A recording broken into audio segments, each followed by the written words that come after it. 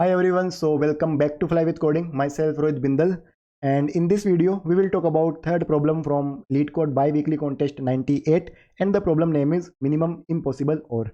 And also before moving to the video, I would like to tell you about full stack development program by Newton School. So if you want to learn full stack development from scratch, then you can enroll for this program where you will be learning full stack development directly from industry experts in this particular field.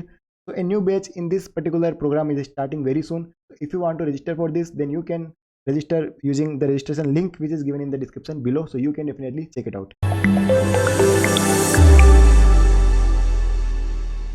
यार इस problem में basically तुम्हें एक array दिया हुआ है और तुम्हें बोला कि यार कोई भी एक इंटीजर x जो है ये एक्सप्रेसिबल होगा if it can be written as bitwise or of some subsequence of nums, right.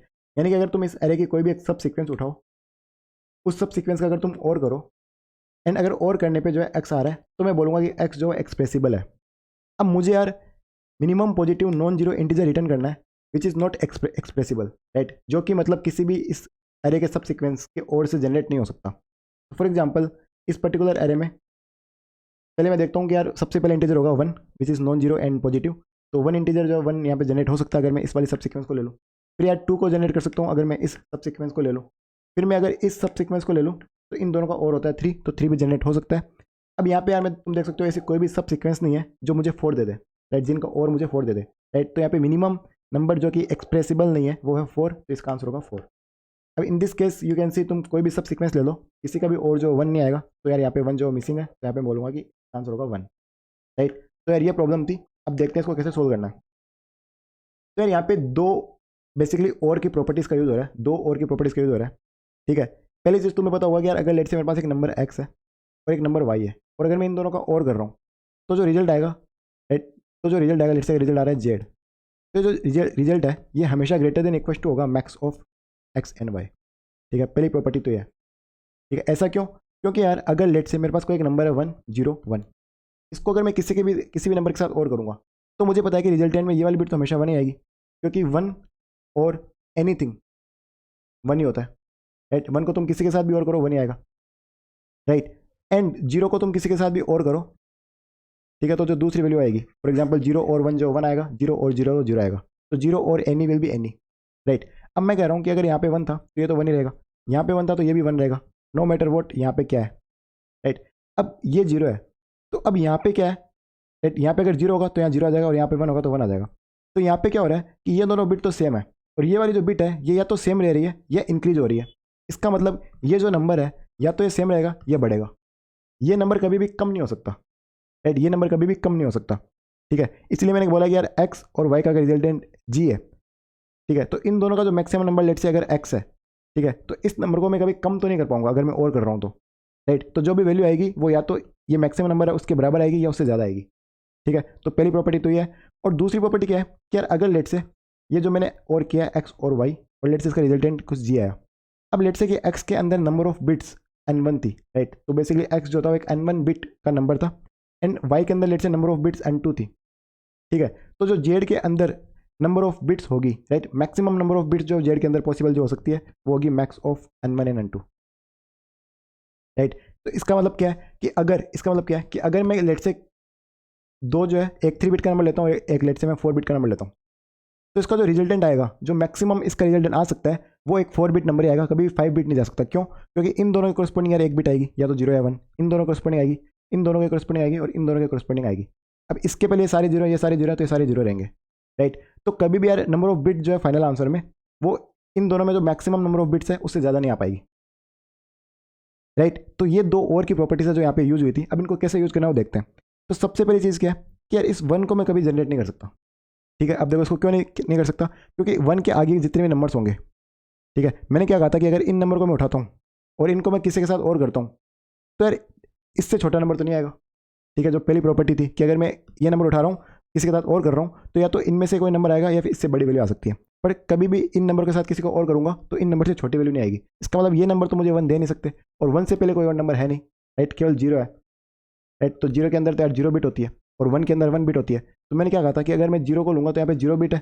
अब मैंने कहा था कि अगर मैं और करता हूँ तो इसकी बिट भी मैं बढ़ा नहीं सकता, राइट, क्योंकि बिट जो होगी वो या तो सेम रहेगी या कम होगी, राइट, बिट कभी बढ़ेगी नहीं। तो इसका मतलब अगर मुझे एरे में ठीक है, अगर मुझे चाहिए 1 जो है राइट वो एक्सप्रेसिबल हो तो वो अरे में होना चाहिए, क्योंकि 1 को और कोई जनरेट नहीं कर सकता। ठीक है, क्या 2 को कोई जनरेट कर सकता है?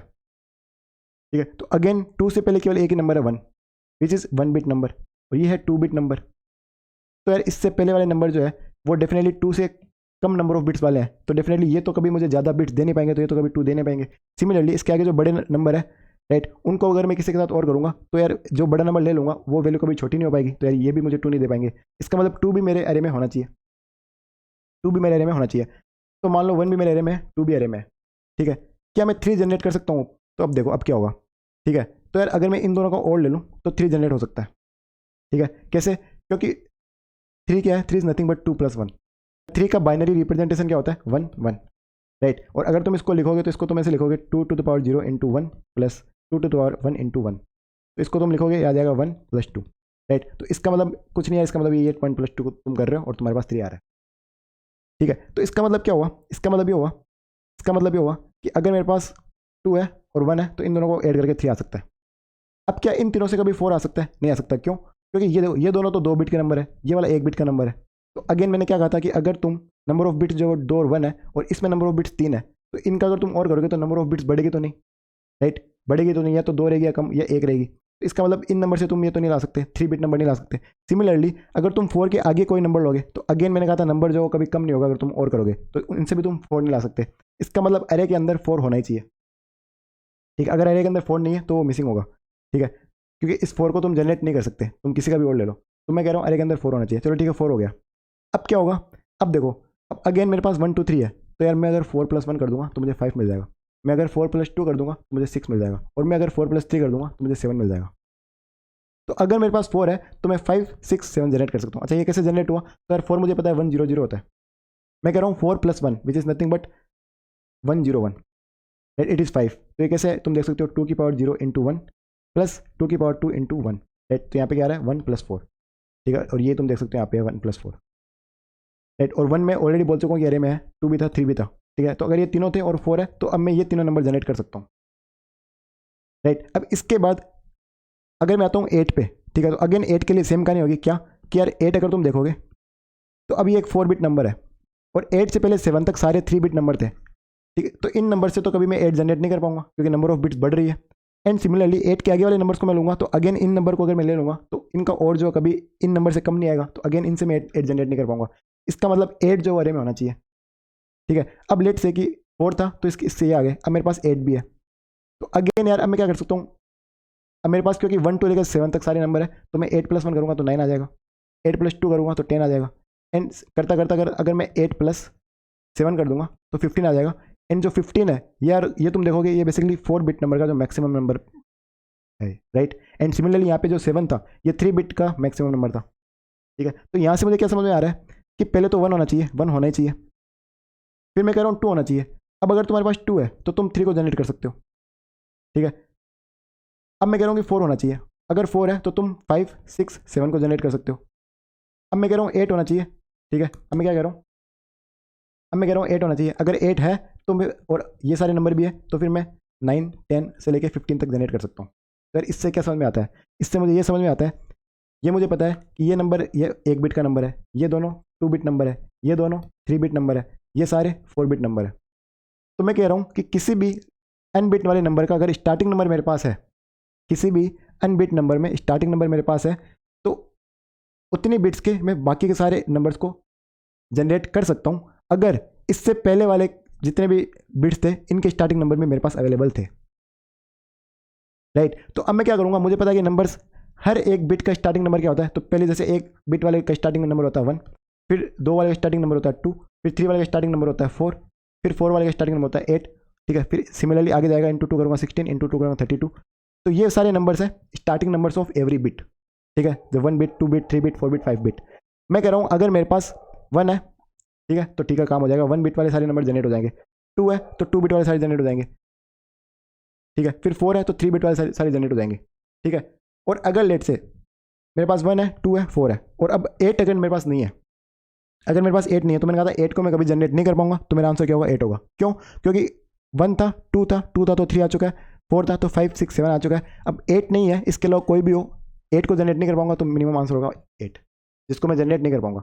तो मैं चेक करूंगा क्या 1 है, ठीक है, क्या 2 है, क्या 4 है, क्या 8 है, क्या 16 है, क्या 32 है, मैं ये सब चेक करूंगा। अगर 32 नहीं है तो आंसर होगा 32, राइट। क्योंकि अगर मैंने यहाँ सब चेक किए तो 2 से 2 बिट वाले सब आ चुके हैं, 3 आ चुके हैं, फिर 4 वाले आ चुके हैं, 8 वाले 4 वाले आ चुके हैं, 5 वाले आ चुके हैं। अगर ये नहीं है इसका इसको मैं जनरेट नहीं कर सकता। इसके पहले 31 तक सारे जो जनरेट हो चुके हैं इसको मैं जनरेट नहीं कर सकता, ये आंसर होगा मैं, राइट। तो मुझे बस यार पहला नंबर इस वाले सीक्वेंस में मुझे फर्स्ट मिसिंग नंबर निकालना है जो अरे में प्रेजेंट नहीं है, राइट। तो बस यार मैं ये करूँगा, मैं इसका एक बार कोड दिखाता हूँ तो दैट थिंग्स और क्लियर हो जाएगी। तो यार यहाँ पे मैंने क्या किया, मैंने एक मैप ले लिया। पहले तो ये मैप मैंने क्यों लिया कि यार मैंने इस मैप में बेसिकली ये डाल दिया है, मैंने हैशिंग यूज़ कर लिया कि ठीक है ये नंबर जो मेरे पास अरे में है, ठीक है। तो दैट ऑफ 1 में मुझे बाद में पता चल जाएगी कौन सा नंबर जो अरे में है, कौन सा नंबर नहीं है, ठीक है। Of 1 in on an average case, क्योंकि हैशिंग जो है का सर्चिंग टाइम कॉन्स्टेंट होता है, पर डेफिनेटली ये वर्स्ट केस में ऑफ एन जा सकता है, पर ऑन एन एवरेज ये ऑफ 1 ही होता है।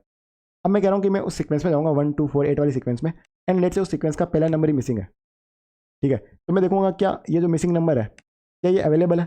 अगर ये अवेलेबल है तो मैं फिर बोलूँगा यार इसका मतलब कि इस सीक्वेंस का ये नंबर तो अवेलेबल था, तो उस सीक्वेंस के अगले नंबर पे जाओ।